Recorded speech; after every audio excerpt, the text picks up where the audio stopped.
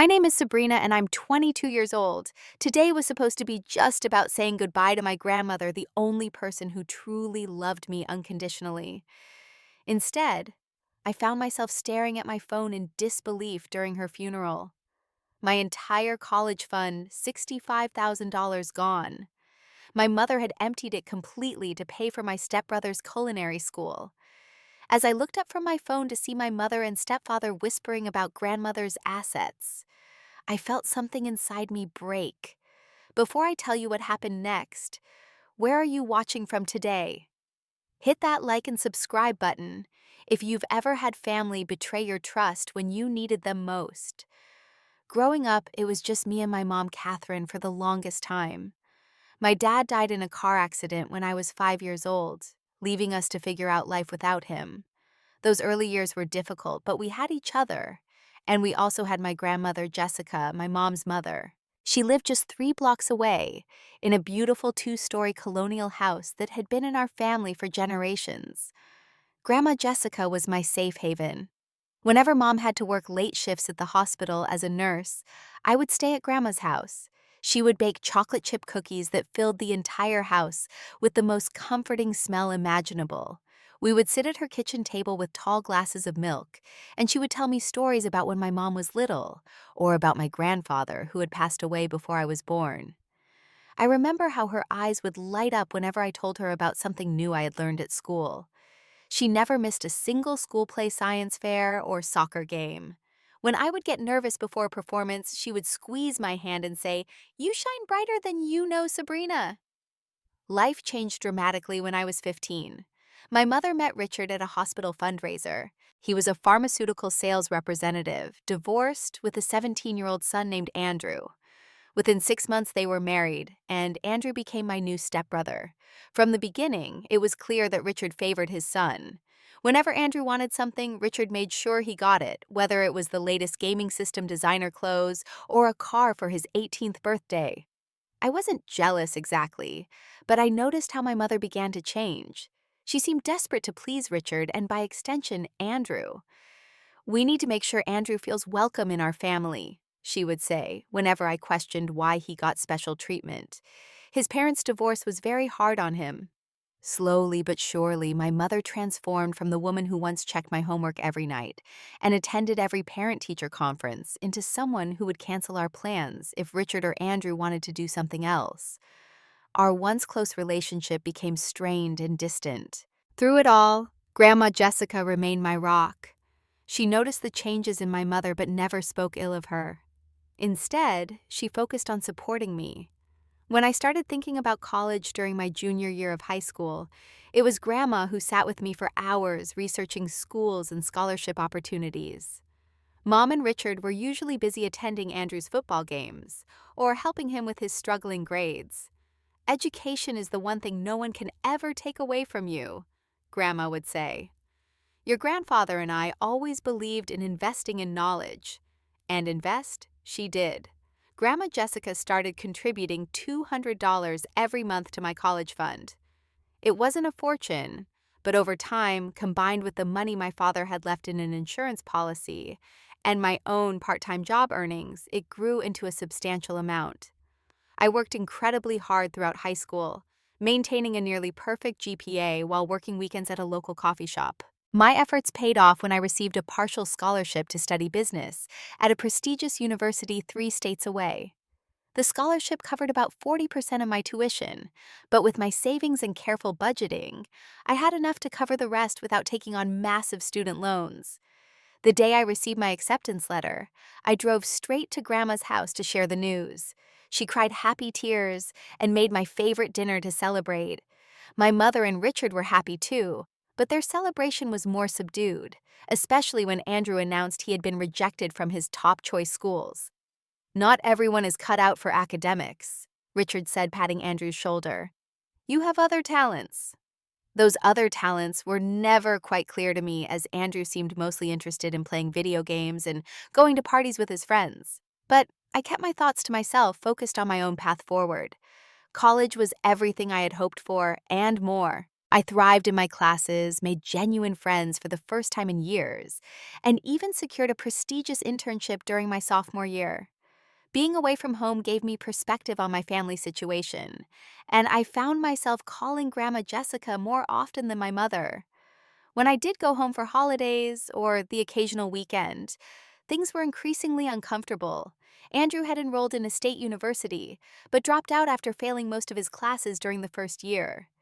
He moved back home supposedly to find himself, which seemed to involve sleeping until noon and playing video games, while my mother and Richard continued to support him financially and emotionally. "He's just going through a phase," my mother would say defensively, whenever I made the mistake of asking about Andrew's plans. By my junior year, I had limited my visits home to major holidays only. It was during midterms in my fall semester when I received the call that would change everything. "Sabrina, it's your mother. Grandma has had a heart attack. They've taken her to Memorial Hospital. It's serious." I left campus immediately, driving 5 hours straight through the night to reach the hospital. When I arrived, Grandma Jessica was in the ICU, connected to various machines that beeped and hummed ominously. She looked so small in that hospital bed, her silver hair spread out on the white pillow. Her hands, which had always been so strong and capable, felt fragile when I took them in mine. The doctors had told my mother that the heart attack was massive, and they weren't sure how much time she had left. For 3 days, I barely left her side. I slept in the uncomfortable hospital chair, waking every time a nurse came in to check her vitals. My mother came and went, citing her work schedule and responsibilities at home.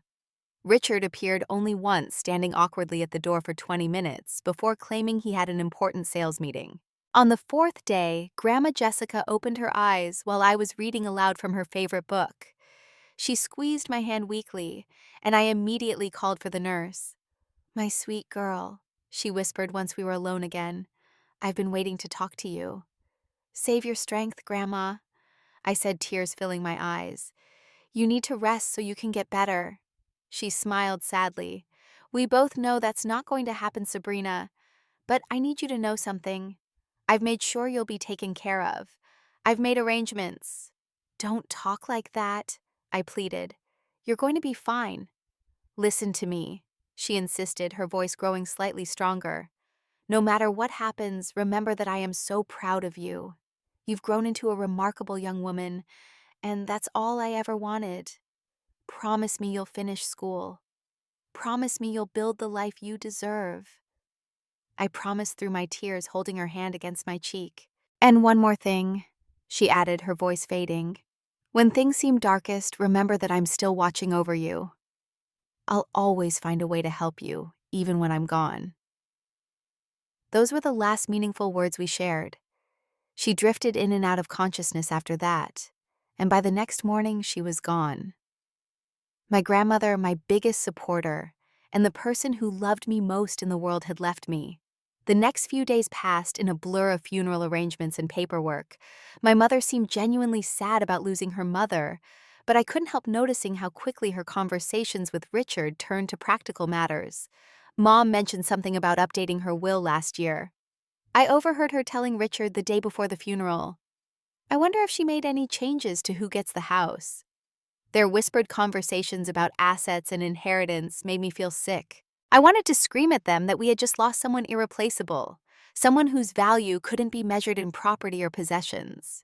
Instead, I retreated further into my grief, barely speaking to either of them, as we prepared to lay Grandma Jessica to rest.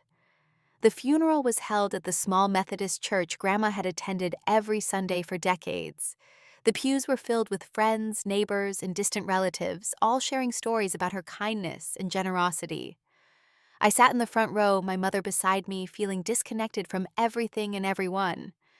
During the minister's eulogy, my phone vibrated in my purse. I normally would have ignored it, but something compelled me to check. It was a notification from my bank app alerting me to a large withdrawal from my account. Confused, I opened the app and felt my blood turn to ice. My college fund, the account I had been building for years with Grandma's help, my own earnings, and my father's insurance money, had been nearly emptied. A withdrawal of $64,820 had been made the previous day. All that remained was less than $200. I stared at the screen in disbelief. my hands shaking so badly I almost dropped my phone. This had to be a mistake. A bank error. Identity theft. Something, but deep down I already knew.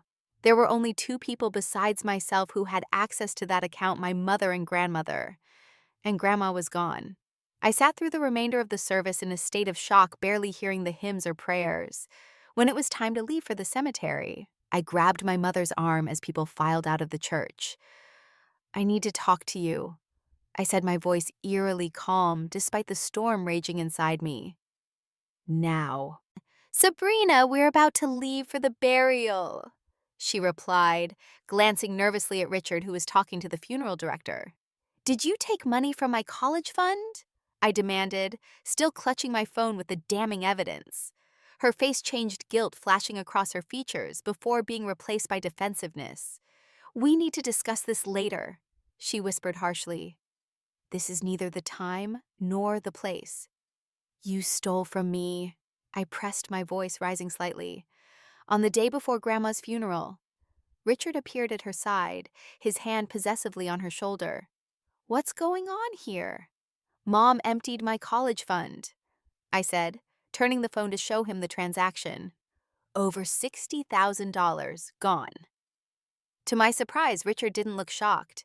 Instead, he exchanged a look with my mother that confirmed my worst suspicions. This wasn't impulsive.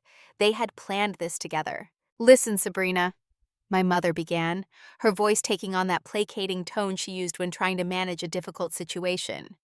"Yes, we did use some of your college money, but it's for Andrew's education. He's been accepted to the International Culinary Institute.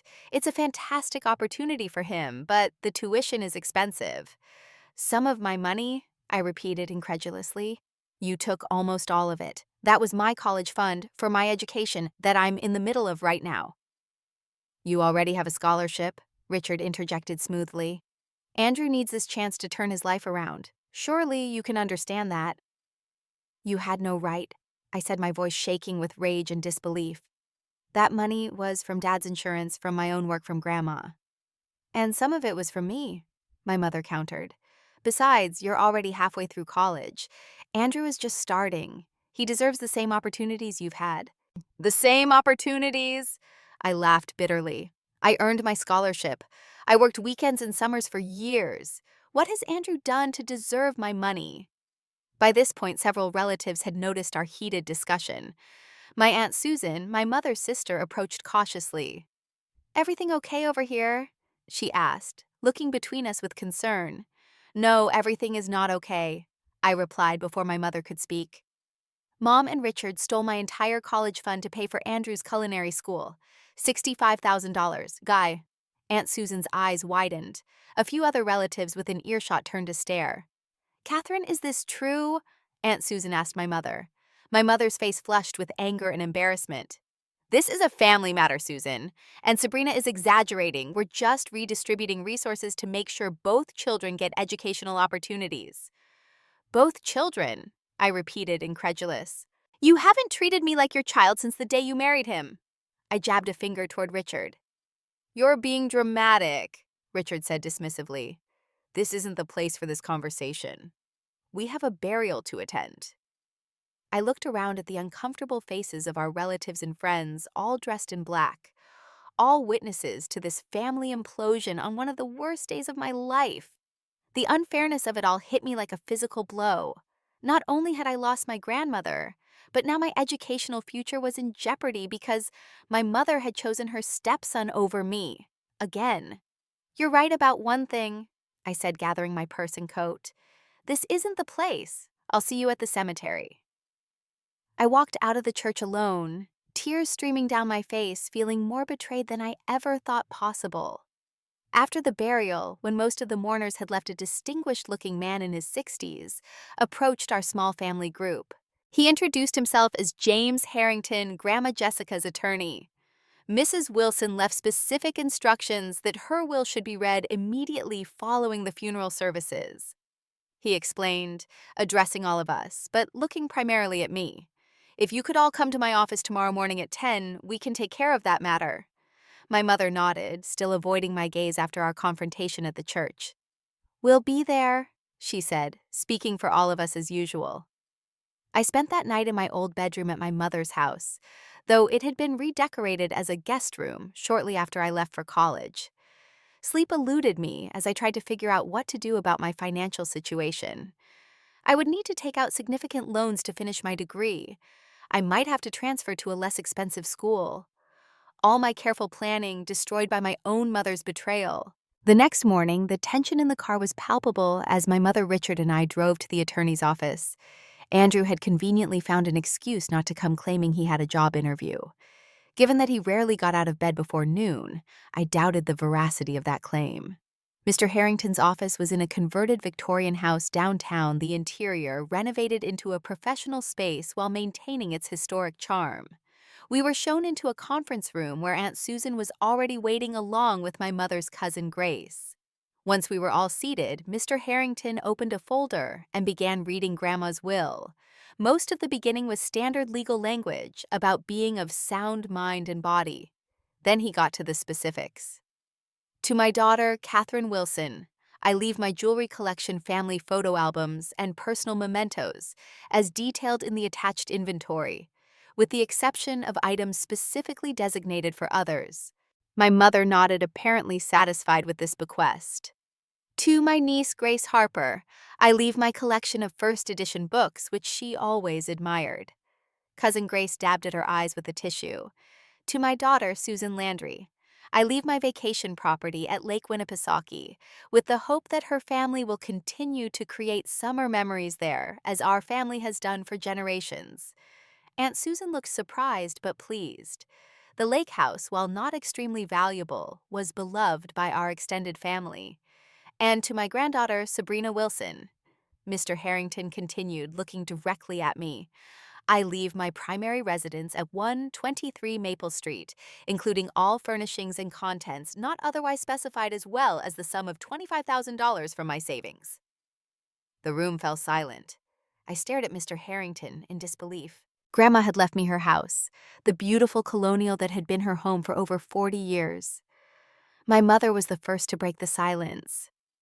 There must be some mistake, she said, her voice tight with barely controlled anger.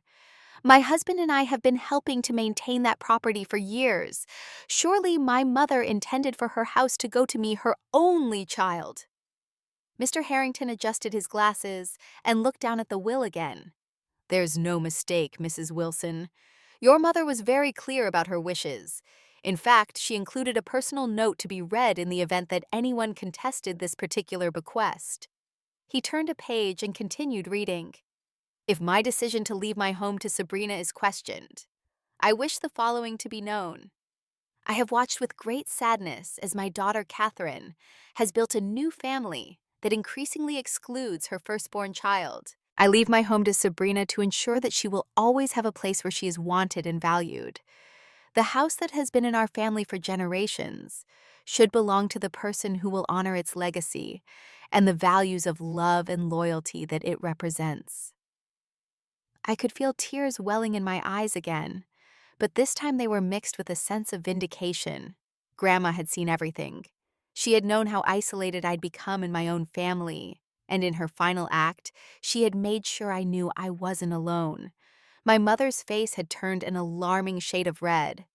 This is outrageous. I'm her daughter Richard, and I are living in that house right now. Mr. Harrington remained calm.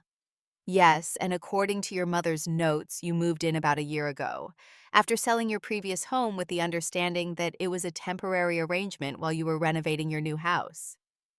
The renovation plans changed, Richard interjected. We've invested in updates to Jessica's home instead. Be that as it may, Mr. Harrington replied. The house legally belongs to Sabrina now. Of course, any improvements you've made could potentially be negotiated as part of an arrangement if Sabrina decides to sell the property to you. Sell, my mother sputtered. That's our home. Actually, I said, finding my voice at last. It's my home now. Grandma made that very clear. The look my mother gave me was venomous. After everything we've done for you, I laughed, a short, harsh sound. What exactly have you done for me lately, Mom? Besides stealing my college fund to give to Andrew. Aunt Susan and Cousin Grace exchanged uncomfortable glances. Clearly, the news about my college fund had made its way through the family grapevine. "You ungrateful little," Richard began, but my mother cut him off with a hand on his arm. "We should discuss this privately," she said, her voice suddenly controlled and reasonable. "As a family." Mr. Harrington cleared his throat. "There's more to the will if we could continue." The rest of the reading passed in a blur. There were small bequests to some of Grandma's friends and to her church, but the major assets had been distributed. At the end, Mr. Harrington handed each of us an envelope. "Jessica asked that these personal letters be delivered to each of you privately," he explained. "Now, unless there are questions about the legal aspects of the will, I believe our business is concluded for today." As we left the office, my mother grabbed my arm. "We need to talk about this house situation. You can't possibly intend to kick us out." I pulled my arm free.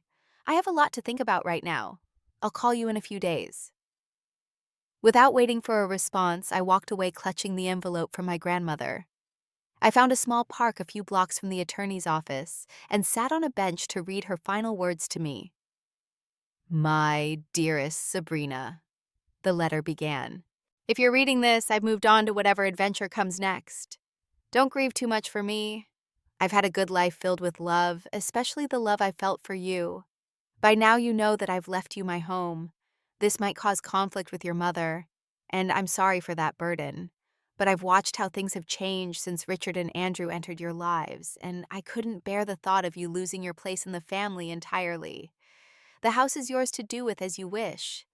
Sell it, live in it, rent it out, whatever makes the most sense for your future. Just know that in leaving it to you, I'm trying to give you the security and foundation I fear your mother can no longer provide. Remember what I always told you about education being the one thing no one can take from you.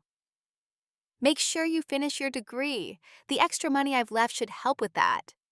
Most importantly, remember that family isn't always about blood. It's about who loves you unconditionally and puts your needs alongside their own. I hope someday you'll fill that house with a family of your chosen people who love you the way you deserve to be loved. All my love now and always, Grandma." I sat on that bench for a long time, reading and rereading her words, tears falling freely. It felt like Grandma was still looking out for me, even from beyond the grave, and somehow she had known about the college fund before it even happened, making provisions to help me finish school. As the sun began to set, I made my decision. I knew exactly what I needed to do. For the next 3 days, I avoided my mother's calls and texts, using the time to consult with Mr. Harrington about my legal rights and responsibilities as the new owner of my grandmother's house. I learned that I had every right to decide who lived there, what happened to the property, and when any changes would take place. "Your grandmother paid off the mortgage decades ago," Mr. Harrington explained during our meeting. "The property taxes are current, and she even prepaid them through the end of this year. The house is free and clear with no liens or encumbrances. And my mother and stepfather, they have no legal claim. None whatsoever," he confirmed. "They've been living there less than a year with no formal lease or rental agreement. Legally speaking, they're guests who can be asked to leave at your discretion." That evening, I finally answered one of my mother's calls. "Sabrina, finally!" she exclaimed. "We need to discuss this house situation. Richard and I have been talking, and we think the fairest solution is for you to sign the house over to us, and in exchange, we'll help you with your remaining college expenses." I almost laughed at the audacity. "You mean you'll give me back some of the money you stole from me? That's your idea of fair?" "Don't be dramatic," she replied dismissively. "We're trying to find a solution that works for everyone." "I already have a solution," I told her. "I'm coming by the house on Saturday. I'll explain everything then." "Sabrina, wait," she began, but I had already ended the call. On Saturday morning, I drove to what was now my house, a strange feeling settling over me as I parked in the driveway. Through the window, I could see Andrew lounging on the couch in the living room, playing video games on the large TV Richard had installed shortly after they moved in. My mother answered the door, her expression a careful mask of neutrality. "Sabrina, come in. Richard is out running errands, but he should be back soon." "Actually," I said, remaining on the porch, "I think it's better if we wait until he's here. I only want to have this conversation once." She looked like she wanted to argue, but instead nodded stiffly. "Fine. Would you like to come in and wait? No, thank you. I'll wait in my car. About 20 minutes later, Richard's BMW pulled into the driveway. He looked surprised to see me there, but offered a tight smile as he approached. Sabrina, good to see you. Ready to talk about a reasonable arrangement for the house? Yes, I replied. Let's go inside. The three of us sat in the living room where Andrew was still playing his game, seemingly oblivious to the tension. Andrew, my mother called. Turn that off, please. Sabrina is here to talk about the house. He rolled his eyes, but complied, turning to look at me with an expression of bored indifference. So are you going to let us stay, or what? I've given this a lot of thought.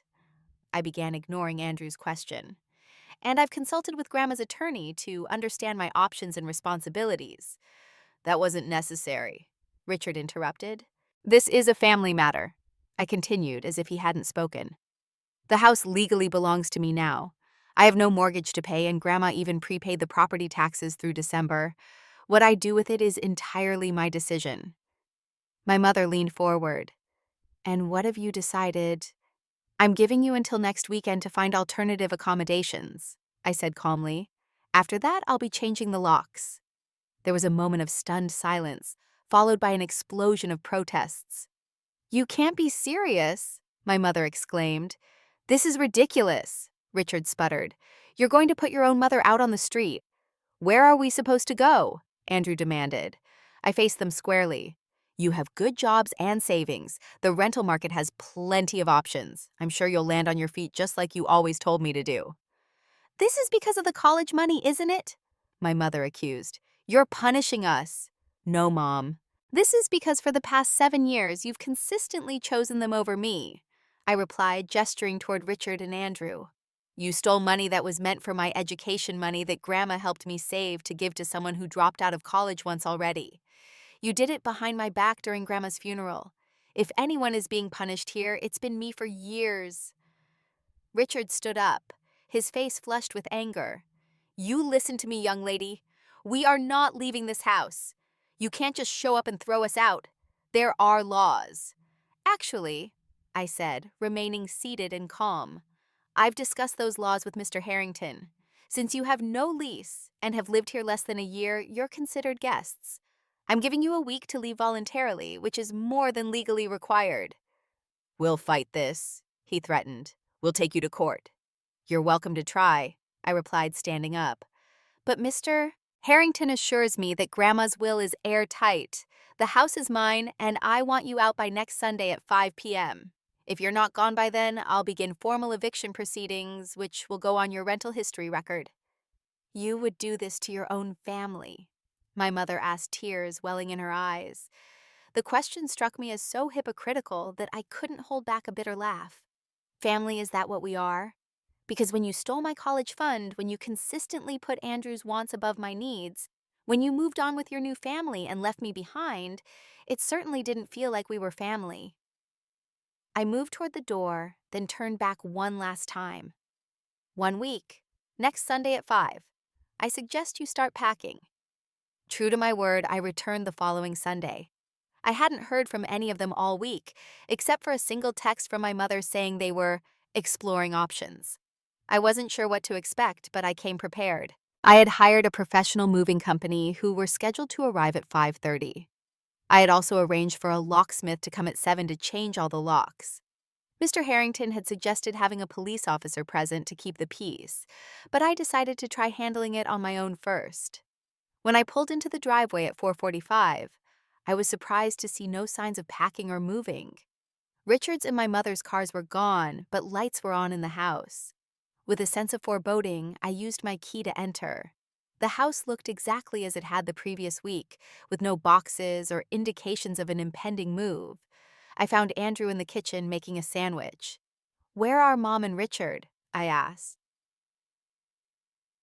He shrugged. Some dinner with his work people. They'll be back around 9. My heart sank. They had no intention of leaving voluntarily. Andrew, you know I'm having the locks changed tonight, right? You all need to be out of here by 5. He looked at me with a mix of defiance and uncertainty. Mom said you were bluffing. She said there's no way you'd really kick your own family out. I'm not bluffing, I said firmly. The moving company will be here in less than an hour. You should start packing your things." "This is bull," he muttered, abandoning his sandwich and pulling out his phone. I assumed he was texting my mother or Richard. I walked through the house, taking stock of the space that was now legally mine. Most of the furniture was my grandmother's pieces I had grown up seeing and loving. Richard and my mother had added some of their own items, mostly electronics and decorative pieces that didn't match the traditional style of the house. At exactly 5:30, the moving company arrived. Three burly men in uniform introduced themselves and asked what needed to be done. "I need all personal belongings of Catherine Wilson, Richard Wilson, and Andrew Wilson packed and moved outside," I explained. "The furniture stays except for items in the guest bedroom and home office that don't match the rest of the house. Those are likely theirs." The head mover nodded. "And where should we put their things?" "On the front lawn for now," I replied. "They'll need to arrange their own transportation from there." Andrew appeared from the kitchen, his eyes wide with disbelief. "You can't be serious. You're actually putting our stuff on the lawn." "I told you I wasn't bluffing," I said. "I suggest you call your mom and let her know what's happening." He stormed off, phone pressed to his ear. I could hear him frantically explaining the situation to someone, presumably my mother. The movers worked efficiently, starting with the master bedroom. They carefully packed clothing, personal items, and electronics, labeling each box before carrying it outside. I directed them about which items belonged to my mother and Richard, ensuring that only their possessions were being removed. About 30 minutes into the process, Andrew emerged from his room with a duffel bag. "This is so messed up," he said, glaring at me. "Mom and Richard are on their way back. Richard says he's calling the cops." "He's welcome to do that," I replied calmly. "I have the deed to the house and documentation from Mr. Harrington confirming my legal rights. The police will simply confirm that I'm within my rights as the property owner." Andrew stormed out, slamming the door behind him. Through the window, I watched him throw his duffel bag into his car and speed off down the street. The movers continued their work methodically. By 6:45, a considerable pile of boxes, suitcases, and furniture items had accumulated on the front lawn. Neighbors had begun to notice some watching discreetly from their windows, others more boldly from their front porches. At 7 sharp, my mother's SUV screeched into the driveway, followed closely by Richard's BMW. They both jumped out, faces contorted with rage. "What the hell do you think you're doing?" Richard shouted, storming up the walkway. I stood on the porch, arms crossed. "Exactly what I said I would do. Your belongings are on the lawn. The movers have finished packing everything, and the locksmith will be here any minute to change the locks." My mother pushed past Richard to confront me. "Sabrina, stop this insanity right now. You cannot throw us out of our home." "It's not your home, Mom. It's mine. Grandma made that very clear." Richard pulled out his phone. "I'm calling the police. This is illegal." "Go ahead," I replied, nodding toward a patrol car that was slowly pulling up to the curb. "Looks like someone already did." A young officer approached, taking in the scene with professional detachment. "Evening, folks." We received a call about a potential disturbance. Richard immediately launched into an explanation describing me as his vindictive stepdaughter who was illegally evicting them. The officer listened patiently, then turned to me. "Ma'am, is this your property?" I nodded and retrieved the folder of documents I had brought with me. "Yes, officer. I inherited it from my grandmother. Here's the deed showing transfer of ownership and a letter from my attorney explaining the legal situation." He reviewed the documents carefully, then handed them back to me. "Everything appears to be in order. Since there's no formal lease agreement and they've resided here less than 12 months, this is not technically an eviction requiring court proceedings." "This is outrageous," Richard spluttered. "We live here." "Sir," the officer said firmly, "based on these documents, this young lady owns the property and has the right to determine who lives here. I suggest you focus on gathering your belongings and finding alternative accommodation." My mother was crying now, tears streaming down her face. "Sabrina, please, where are we supposed to go tonight?" For a brief moment, I felt a pang of guilt. Then I remembered finding out they had emptied my college fund during Grandma's funeral, and my resolve hardened. "You've had a week to figure that out, Mom. I'm sure there are hotels nearby." The locksmith arrived, and I directed him to begin changing the locks on all doors. The movers had finished their work and were preparing to leave. The officer remained on site, ensuring that the situation didn't escalate further. Richard was on his phone again, presumably trying to find a last-minute hotel room. My mother stood among the boxes on the lawn, looking lost and defeated. "You'll regret this," she said when I approached her. "You're tearing this family apart." "The family was torn apart long before today," I replied quietly. "I'm just finally standing up for myself the way Grandma would have wanted me to." As the evening progressed, Richard arranged for a storage unit and began loading boxes into their vehicles. Andrew returned and silently helped avoiding eye contact with me. The neighbors continued to watch, some now openly taking sides with several older residents who had known my grandmother coming over to express their support for me. Mrs. Hannigan from next door brought me a casserole and a gentle hug. "Your grandmother would be proud of you, dear. She talked about you all the time, you know. She was so worried about how things were going with your mother's new family." By 9:30, the locks had been changed, and most of the boxes had been removed from the lawn. My mother made one last plea as they prepared to leave. "We could have worked something out," she said, her voice hoarse from crying. "You didn't have to do it this way." I learned from the best. "Mom," I replied, thinking of how she had emptied my account without warning or discussion. "Sometimes you have to make tough decisions to protect yourself."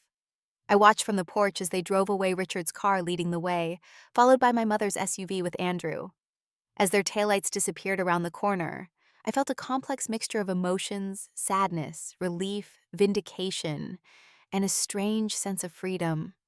The house was quiet as I locked the door behind me, using the new key the locksmith had provided.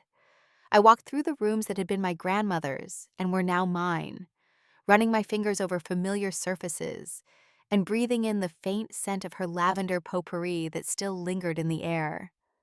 In her bedroom, I found a framed photo of the two of us that I had never seen before. It must have been taken the summer before I left for college. We were sitting on the porch swing laughing at something now forgotten. On the back, in her elegant handwriting, she had written, "My Sabrina, the strongest woman I know, even if she doesn't know it yet." I held the photo to my chest and finally allowed myself to cry freely for the grandmother I had lost, for the mother who had chosen a new family over me, and for the young woman I was becoming through it all.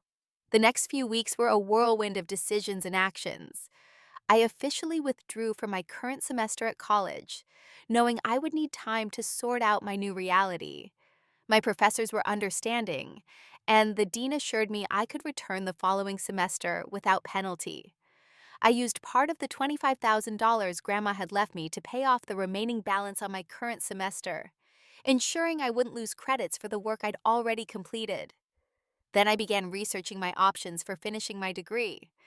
After careful consideration, I decided to sell the house. As much as I loved it, and the memories it held, maintaining a large older home while trying to finish college wasn't practical. Mr. Harrington connected me with a reputable real estate agent who specialized in historic properties, and we listed the house for $450,000. To my surprise, we received multiple offers within the first week, including one from a young family who fell in love with the house and offered $10,000 above asking price. I accepted their offer, feeling that Grandma would approve of a new family making memories in her beloved home. With the proceeds from the sale, I paid off the remainder of my college tuition, purchased a small condo near campus, and established a scholarship fund in my grandmother's name at my university. The Jessica Matthews Memorial Scholarship would provide financial assistance to students who, like me, had limited family support. My mother made several attempts to contact me during this time, alternating between angry accusations and tearful pleas for reconciliation. Richard left threatening voicemails about suing me for the improvements they had made to the house, though Mr. Harrington assured me these threats were legally baseless, and eventually they stopped. 6 months after that fateful Sunday, when I had reclaimed my grandmother's house, I received an unexpected text from Andrew. "Can we meet somewhere to talk? Just you and me?" I was hesitant, but eventually agreed to meet him at a coffee shop near my condo. When he arrived, I barely recognized him. Gone was the slovenly, entitled young man who had lounged on my grandmother's couch playing video games. In his place was someone who looked more mature, dressed neatly in a button-down shirt and slacks. "I want to apologize," he said after we had ordered our drinks. I had no idea the college money came from your account. Mom and Richard told me it was from their savings. I studied his face looking for signs of deception, but finding what appeared to be genuine remorse. When did you find out the truth? I asked. After we had to move into that crappy apartment, he admitted. I overheard them arguing about it. Richard was blaming Mom for taking your money and causing the whole mess. I nodded unsurprised that Richard would shift blame to my mother. And the culinary school, did you actually want to go, or was that their idea too? Andrew looked down at his coffee. Honestly, it was their idea. They were desperate for me to do something with my life, and Richard has a friend whose son went there. I dropped out after 2 months. It wasn't for me. So, what are you doing now? I asked, genuinely curious. I got a job at a tech repair shop, he said, a hint of pride in his voice. Turns out I'm pretty good at fixing things. I've moved into my own place too, away from them. Their fighting was getting unbearable. We talked for almost 2 hours, clearing the air about many things. Andrew admitted that he had always felt uncomfortable with how Richard and my mother had favored him over me, but hadn't known how to address it without risking his father's approval. They're getting divorced, he said as we prepared to leave. Mom finally realized that Richard only cared about her when she was useful to him. She's been trying to reach out to you. I know, I replied. I'm just not ready to forgive her yet. He nodded in understanding. For what it's worth, I think what you did with the house was badass. Harsh, but they deserved it after what they did to you. We parted on surprisingly friendly terms, agreeing to keep in touch occasionally. I doubted we would ever be close like real siblings, but the mutual understanding we had reached felt like a small victory. 1 year after Grandma's passing, I graduated with honors, completing my business degree a semester early thanks to summer courses.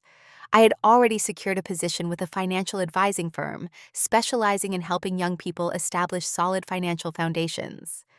The morning of my graduation, I received a small package in the mail. Inside was a vintage silver locket with a note. This was your grandmother's. She would want you to have it today. I'm proud of you, even if I haven't earned the right to tell you that. Love, Mom. I wore the locket to the ceremony, feeling Grandma's presence as I walked across the stage to receive my diploma.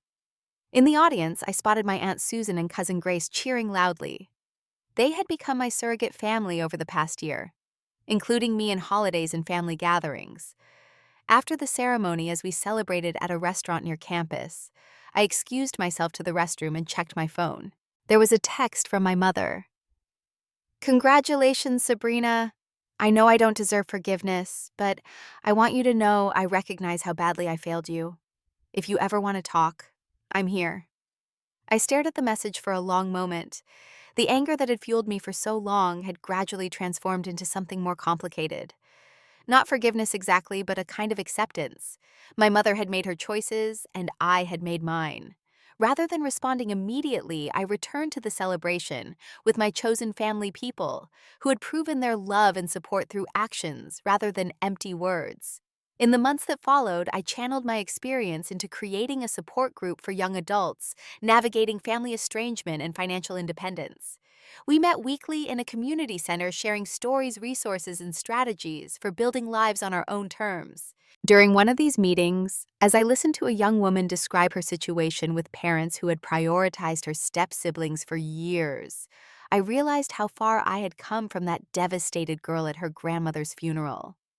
The hardest lesson I've learned, I told the group, is that sometimes the family we're born into isn't capable of giving us what we need. That doesn't mean we're unworthy of love or support. It means we have to be brave enough to build our own circles of support to choose people who choose us back. Later that evening, I finally replied to my mother's text from graduation day, suggesting we meet for coffee the following weekend.